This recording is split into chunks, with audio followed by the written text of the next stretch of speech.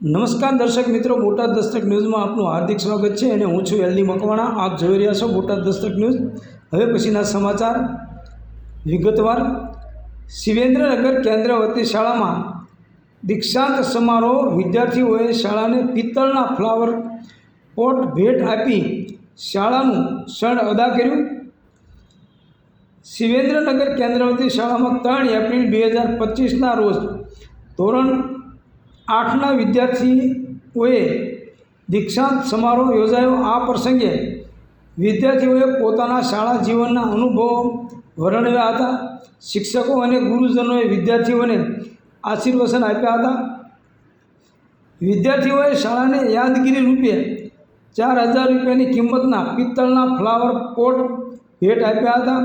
શાળા પરિવાર તરફથી તમામ વિદ્યાર્થીઓને ડોમ્સ કંપનીના કંપાસ, બુક અને બોલપેન ભેટ સ્વરૂપે આપવામાં આવ્યા હતા।